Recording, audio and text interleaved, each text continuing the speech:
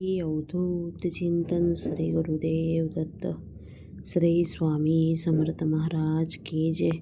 श्री स्वामी समर्थ. सर्व स्वामी भक्तांचं स्वामी माऊली या चॅनलवर स्वागत आहे आणि सर्वांना नमस्कार. तर आपल्या नशिबामध्ये ज्या गोष्टी आहे त्या तर सर्वांनाच मिळतात, पण ज्या गोष्टी नशिबामध्ये नाही त्या गोष्टी फक्त स्वामी महाराजांच्या दरबारात मिळतात. म्हणून स्वामी महाराजांची सेवा करायला चुकू नका. जेवढी आपल्याने श्रद्धा होईल तेवढी करत राहा. आजचा अनुभव ताई सांगती आलेला दिव्य अनुभव आहे आणि ताईने त्यांचा अनुभव शेअर केलेला. सो ताईचा अनुभव ऐकून नक्कीच स्वामी महाराजांनी त्यांची प्रचिती दिलेली आहे ताईंना. असे अनुभव आहे आजचे ताईचे. तर तुमच्याकडे देखील स्वामी महाराजांचे अनुभव असतील तर तुम्ही आपल्याला शेअर करू शकता. कमेंट बॉक्समध्ये कमेंट करून सांगा. आपल्या चॅनलवर तुमचा अनुभव शेअर केला जाईल. आजचा अनुभव ऐकून नक्की तुमच्या डोळ्यामध्ये सुद्धा पाणी येईल. ताईचा संसार खूप चांगला चाललेला. जेव्हा आपला संसार चांगला चालू लागतो तेव्हा नक्कीच कोणी ना कोणी नजर मारतं.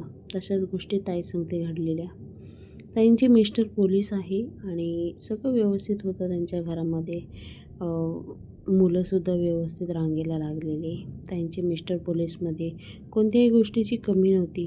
ताईसुद्धा स्वामी महाराजांची सेवा आणि डेली जे सेवा करायची आहे ती बरोबर करायची नेमाने. तर अशा गोष्टी घडत होत्या. त्या पिरियडमध्ये ताईंच्या मिस्टरांना एक दिवशी पायामध्ये दुखायला लागलं आणि खूप त्रास होऊ लागला. हॉस्पिटलमध्ये गेले. स्टार्टिंगला औषधं वगैरे देतात ते दिली, पण त्यानेसुद्धा काही फरक पडला नाही. त्या पुढची प्रोसेस असं करता करता समजलं की ताईंच्या मिस्टरला हाडाचा कॅन्सर आहे. आता ह्या गोष्टी समजल्या तेव्हा ताई खूप रडल्या आणि ताईंनी स्वामी महाराजांसंगती भांडणं केली की तुम्ही असं दुःख माझ्या नशिबात का दिले. कारण दुसरा कोणताही आजार असतो तर त्याच्यामध्ये आपण बरं होऊन बाहेर येतो, पण कॅन्सर असा आजार आहे ज्या गोष्टीवर औषधच नाही आहे.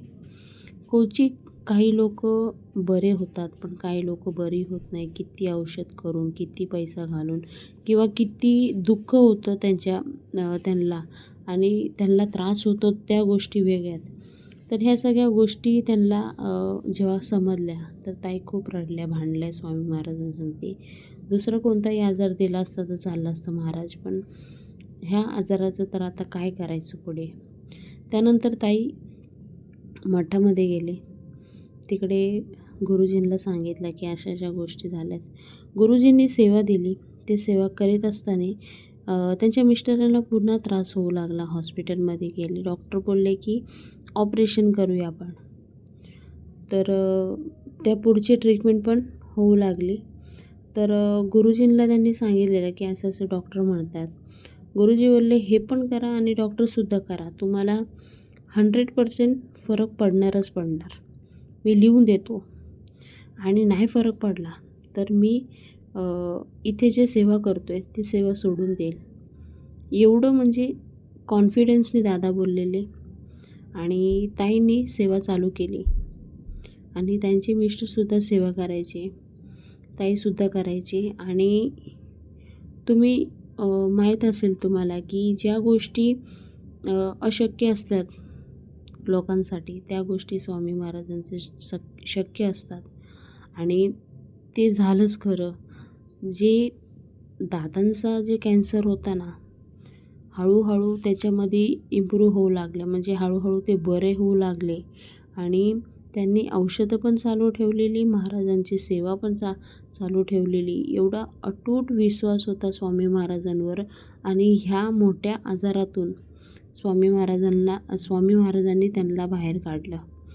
तर तेव्हापासून ते दादा खूप म्हणजे स्वामी महाराजांची सेवा करू लागले आणि जेवढे म्हणजे दानधर्म करायचे तेवढेसुद्धा दादा करायचे.